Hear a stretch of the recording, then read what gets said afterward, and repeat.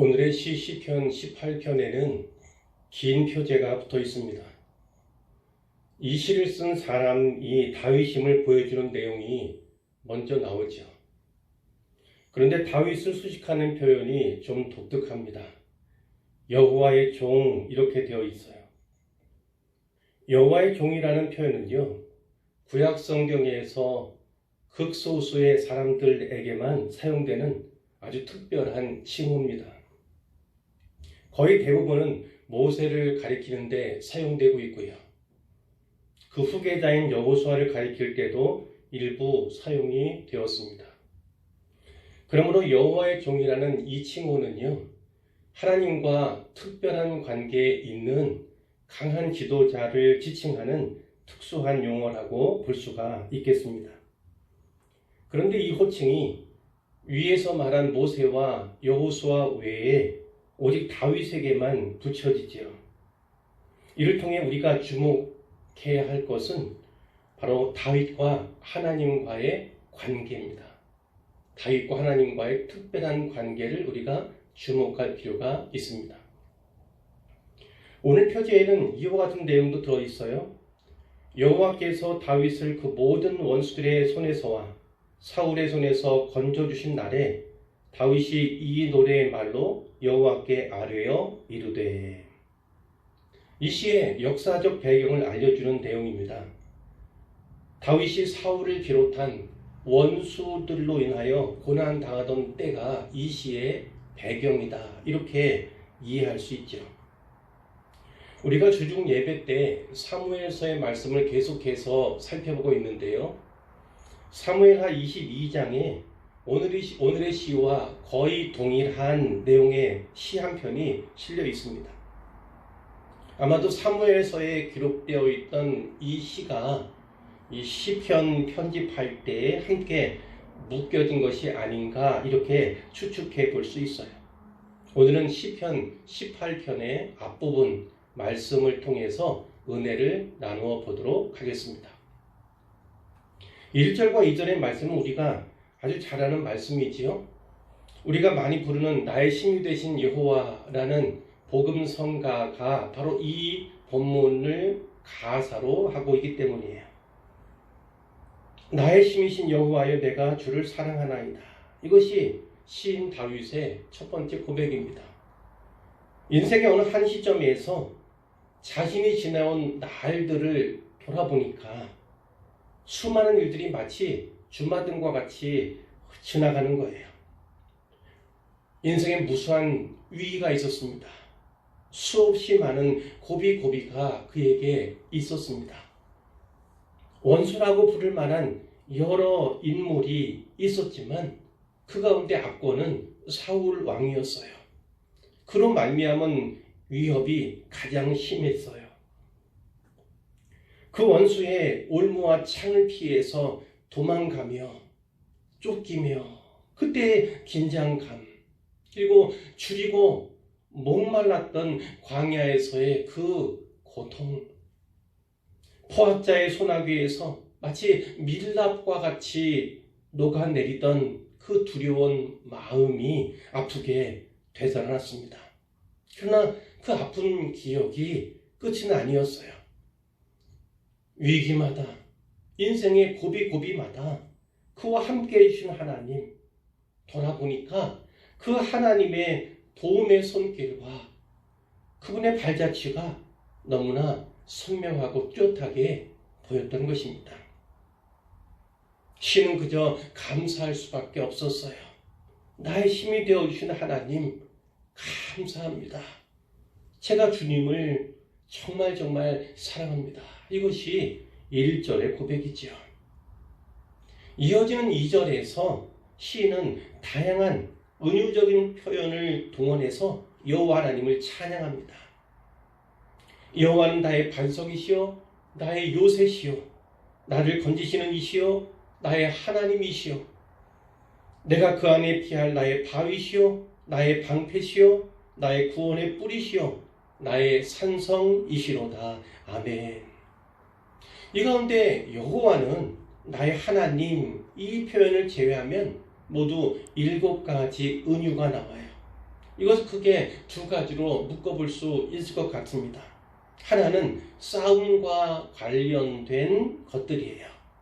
건지시는 이, 방패, 구원의 뿔, 이런 표현이 여기에 속하겠지요. 여기서 뿔은 능력이나 힘이나 권세를 상징하는 겁니다. 하나님께서 구원의 능력이시다, 구원의 근원이시다, 이렇게 다윗이 고백한 것이죠. 다른 하나는 지형과 관련된 것들입니다.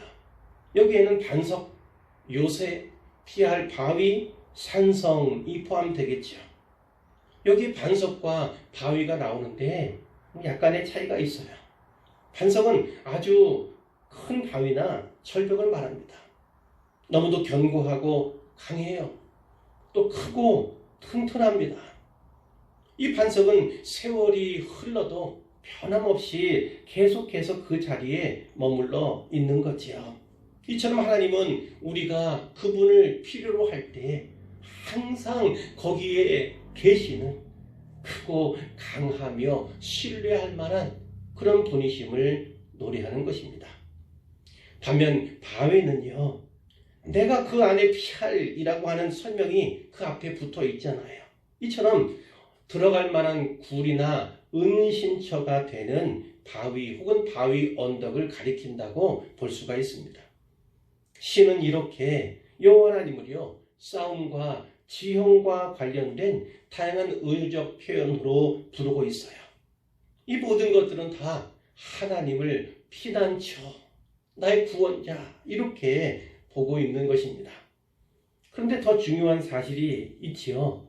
시인이 이 모든 의적 표현 앞에 나의 혹은 나를 이라는 표현의 1인칭 단수를 사용하고 있다는 사실이에요.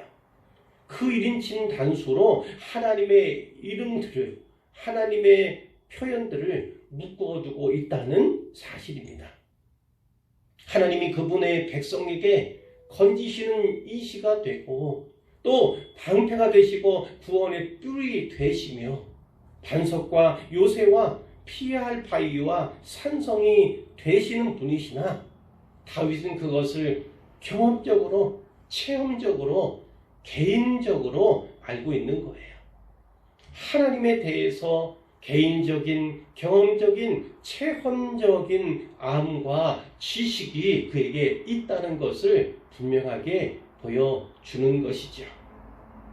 우리가 잘 알듯이 다윗은 부하들을 이끌고요, 크고 작은 수많은 싸움을 치렀어요.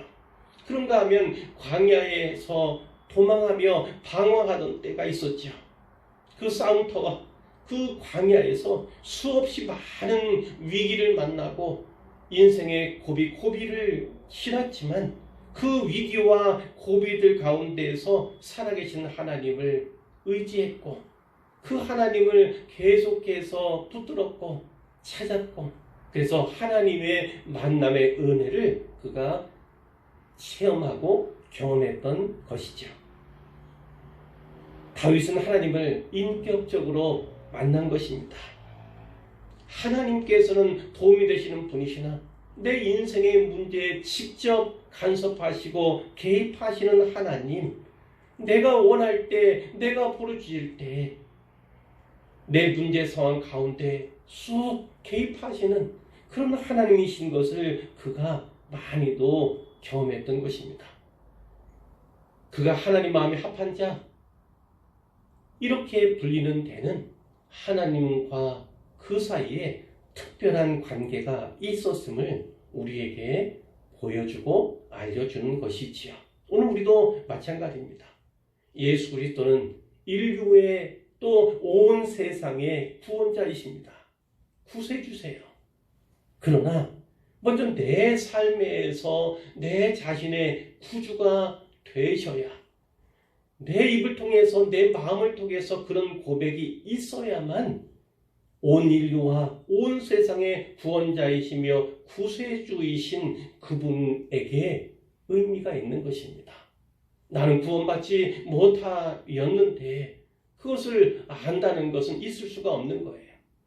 그분을 나의 구주로 모셔드렸을 때에만, 알고 믿게 되었을 때에만 그 믿음의 내용을 확장해서, 영역을 확장해서 다른 이들도, 더 많은 이들이 주님을 알게 하는 그 일을 위해서 수고하고 일하고자 할 것이기 때문에 그때야 비로소 의미가 있다, 이렇게 말할 수 있다는 것입니다. 여러분, 다윗이 그가 당했던 무수히 많은, 그리고 진짜 힘겨웠던 그 세월들을 어떻게 기억하고 있습니까? 어떻게 표현하고 어떻게 요약하고 있습니까? 4절과 5절 말씀을 보시기 바랍니다. 사망의 줄이 나를 얽고 불의의 창수가 나를 두렵게 하였으며 수월의 줄이 나를 두르고 사망의 올무가 내게 이르렀도다.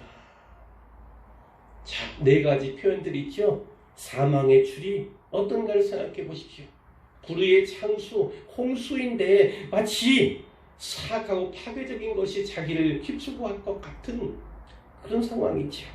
또 수월의 줄, 지옥의 줄, 그리고 사망의 올무, 사망의 덫, 이런 표현들로 보아서 그가 그 위기 때마다 자기 목숨을, 자기 생명을 생각했음을 알게 되는 것이지요. 이제 끝났다, 이제 죽는구나, 이런 죽음의 위기 상황으로 그가 그 어려웠던 순간들을 요약하고 있고 생각해 왔다는 것을 우리가 볼 수가 있는 거예요. 자신의 생애를 되돌아보니까 극심한 절망 가운데 빠졌던, 죽을 것 같은, 그리고 죽음을 생각했던 그때가 그의 인생길에 참으로 많이 있었구나 라는 것을 우리로 하여금 알게 하는 것이죠. 그런데 이런 위기 가운데서 다윗이 어떻게 합니까? 어떻게 합니까? 3절과 6절 말씀에 보면요, 3절에 내가 찬송받으실 여호와께 아뢰리니 내 원수들에게서 구원을 얻으리로다. 아멘. 내 원수들에게서 구원을 얻으리로다. 하나님만이 나의 구원자가 되실 거라는 그런 믿음으로 여호와께 아뢰었다는 거예요. 근데 그 여호와를 어떻게 표현합니까? 내가 찬송받을 여호와께 아뢰리니에요. 찬송받으실 여호와, 하나님께서 구원해 주심으로 말미암아, 나를 구원해 주심으로 말미암아 내 입술에 찬양을 받으실 것이다, 나를 통해서 찬송과 영광을 받게 되실 것이다 라는 사실을 분명히 믿고요, 그 믿음으로 내가 환난 중에서 여호와께 아뢰었고 나의 하나님께 부르짖었다고 이렇게 고백하는 것입니다. 역시나 여기도 관계를 우리가 집중해서 살펴볼 필요가 있죠.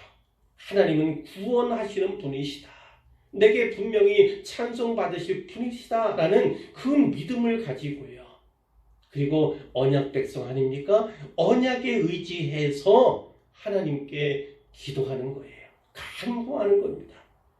그러면 하나님께서는 분명히 응답해 주시는 거죠.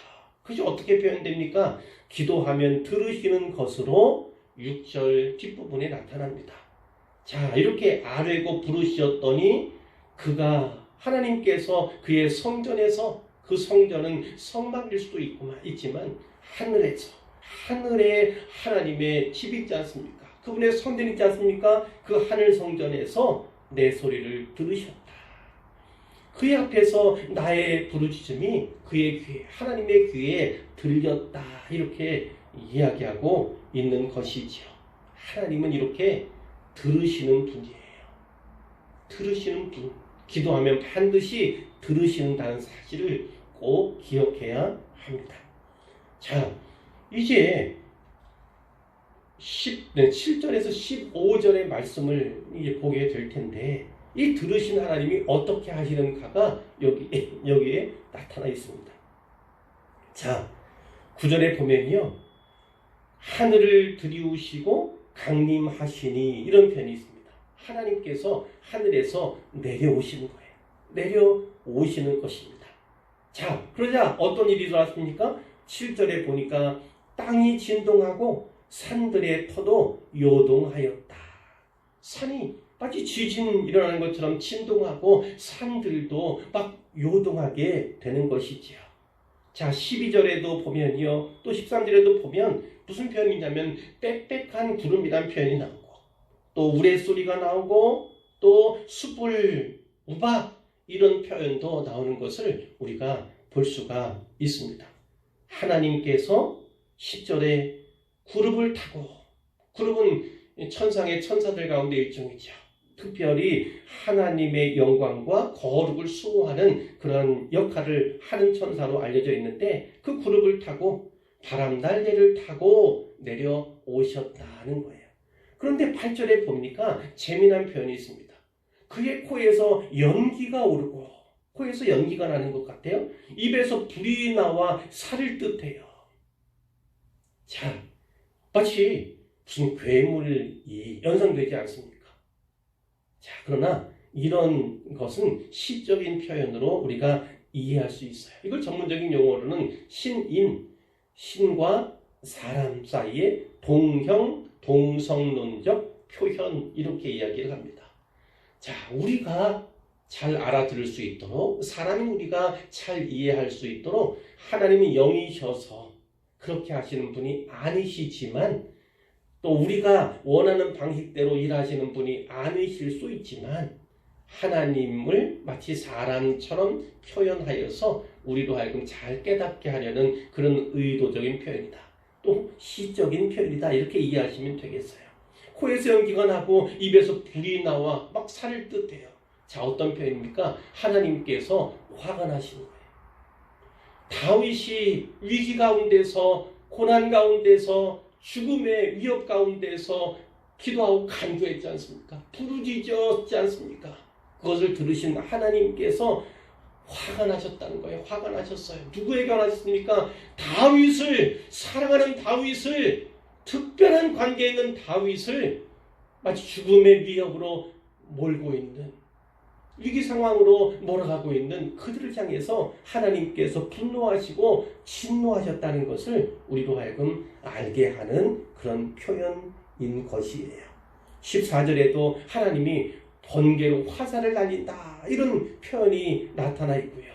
15절에 보면 이럴 때 여호와의 꾸지람과 콧김으로 말미암아, 아까 씩씩하시는 그런 표현이 있지 않습니까? 그렇게 화가 나고 분노하며 진노, 하나님의 거룩한 두려움, 거룩한 분노, 이것을 표현하는 것으로 우리가 알 수가 있는데요. 그로 말미암아 물밑이 드러나고 세상의 터가 드러났도다. 무엇이 연상됩니까? 마치 하나님께서 바람을 동풍으로 인하여 홍해를 갈랐듯이, 그래서 애굽의 군대들을 섬멸시키시던 것처럼 우리 주님께서 콧김으로, 꾸지람으로 바닷물을 물러가게 하셨던 그것을 우리로 하여금 연상케 하는 것이죠.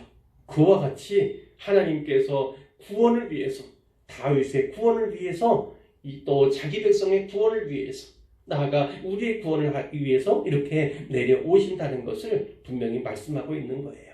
앞에 나왔던 빽빽한 구름과 혹은 불, 우레소리, 또 땅과 하늘이 흔들리는 이러한 것들은 구약에서 하나님의 현현, 하나님의 나타나심을 표현하는 그런 내용들로 우리가 알면, 이해하면 되겠습니다. 하나님이 오셨다는 거예요. 하나님이, 하늘의 신이 강림하셨다는 것입니다.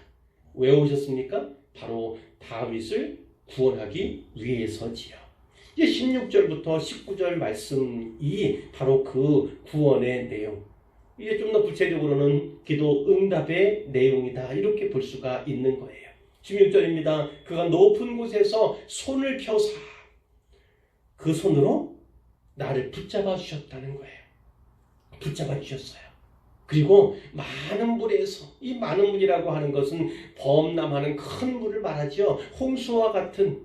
그런데 이것은 수많은 다윗의 대적들을 은유한 것이다, 이렇게 볼 수가 있는데, 그 많은 물에서 나를 건져내셨다. 하나님께서 손을 펴셨어요. 그리고 나를 붙잡아 주셨습니다. 그리고 나를 건져내어 주셨다, 이런 표현이에요. 17절에도 나를 강한 원수와 미워하는 자에게서 건지셨다는 고백이 있죠. 그들은 나보다 힘이 센 자들이었어요.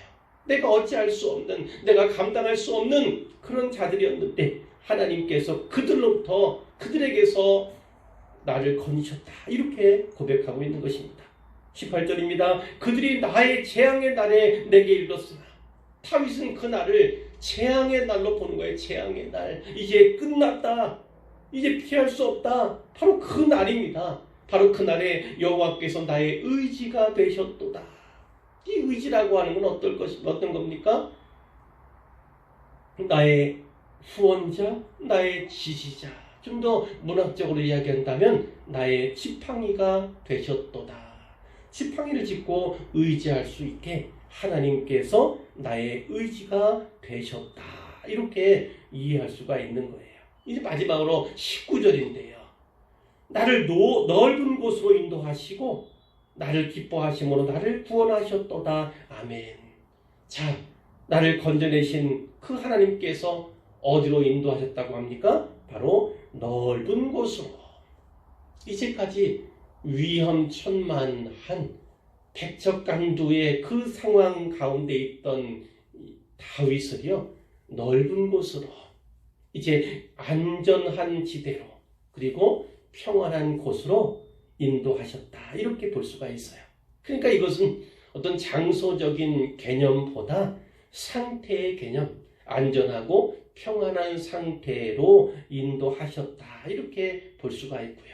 여기서 우리가 다시 한번 주목해야 하는 것, 꼭 주목해야 하는 건 이겁니다. 나를 기뻐하심으로 나를 구원하셨도다. 다윗이 어떻게 믿고 확신하는 겁니까? 하나님께서 나를 구원하셨는데 그 구원의 이유는 무엇이냐면 나를 기뻐하셨기 때문이다. 나를 기뻐하셨기 때문이다. 이것도 역시나 하나님과 하나님과 다윗과의 긴밀하고 친밀하며 밀접한 관계에 대한 내용으로 우리가 이해할 수가 있는 것이죠. 자, 이 말씀을 통해서 이제 결론으로 나아가 볼 텐데요. 자, 먼저 처음부터 주목했던 것처럼 관계에 주목했으면 좋겠어요.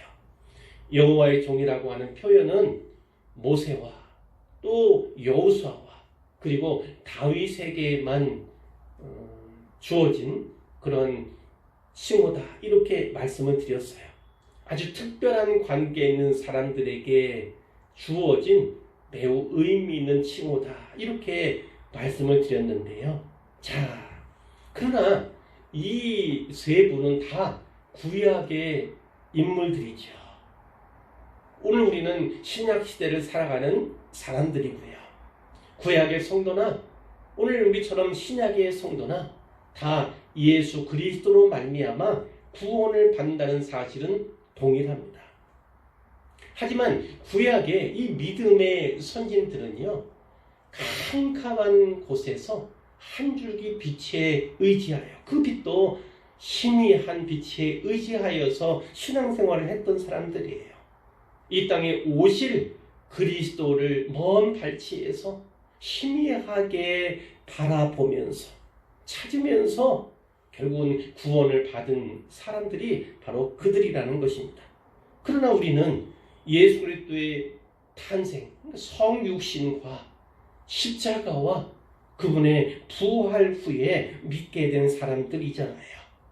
예수 그리스도의 피의 공로에 직접적으로 의존하고 의지하는 자들이 바로 우리들이라는 것입니다. 우리는 성령으로 말미암아 하나님을 아버지라고 부르게 된 사람들이고, 예수님께서 하나님의 독생자인 것처럼 우리도 비슷한 반열에서 그분의 자녀가 된 자들임을 우리가 기억해야 하는 것이죠. 여호와의 종이라고 하는 칭호가 대단하고 참으로 귀한 것이긴 하지만 하나님의 자녀, 하나님의 아들, 딸 된 우리가 받는 그 칭호만큼 더하지는 않다. 이렇게 말씀을 드릴 수가 있어요. 모세와 그리스도가 같은 반열이 아니지 않습니까?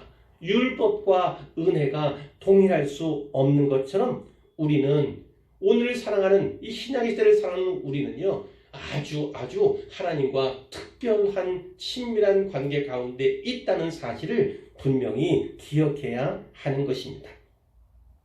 이 관계가 어떻게 주어졌습니까? 바로 언약 때문에 언약 때문에. 다윗이 구약의 많은 언약들을 통해서 하나님과 언약 관계를 가졌던 것처럼 우리는 이 구약과 신약의 모든 성경을 통해서 그렇게 언약 관계로 맺어져 있습니다. 다 약속이에요. 이 약속을 믿고 의지하면 약속대로 다 이루어지는 이것이 바로 우리를 향한 하나님의 언약이지요. 자, 하나님께서는 언제든 우리가 기도할 때 응답하시는 분이심을 분명하게 기억하시기를 바랍니다. 기억하셨으면 좋겠어요. 여기 그런 표현이 있었죠. 나를 기뻐하심으로 나를 구원하셨도다. 하나님께 기쁨을 드리고자 애쓰고 힘쓰는 건 너무나 귀한 것이지만 이미 우리는 그분에게 기쁨을 드린 자들입니다.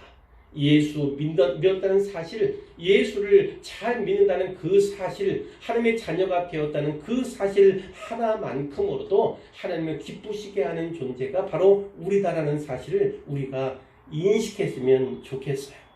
자, 우리는 바로 이렇게 하나님과 아버지와 자녀로 맺어진 그러한 관계인데요. 자, 이렇게 로마서 8장 31절에 말씀하신 것처럼 만일 하나님이 우리를 위하시면 누가 우리를 대적하리요? 이런 표현이 있지 않습니까? 하나님께서 우리를 위하십니다. 우리는 하나님께서 위하시는 그런 존재들이에요. 그런데 우리를 향해서, 하나님의 자녀인 우리를 향해서 누가 우리를 대적할 수 있습니까? 누가 우리를 고발할 수 있으며 누가 우리를 향해서 우리를 향해 도전할 수 있습니까? 정죄할 수 있습니까? 누가 우리를 그리스도의 사랑에서 끊을 수 있습니까? 결코 그럴 수 없다. 아무도 무엇도 그리스도의 사랑에서 우리를 끊을 수 있는 것은 없다고 성경이 우리에게 분명하게 말씀해 주시는 것이지요. 자, 두려워하지 않았으면 좋겠어요. 코로나로 인하여서 위기 상황을 맞고 있는 분들도 이 사회 가운데 또 많이 있을 텐데요. 그렇다 할지라도 너무 두려워하지 마시고 이 코로나가 아니더라도 사회적인 혹은 개인적인 고난으로 말미암아 두려운 상황 가운데 처할 수는 있지만 처하고 계실 수는 있으나 너무 두려워하거나 너무 염려하지는 않았으면 좋겠어요.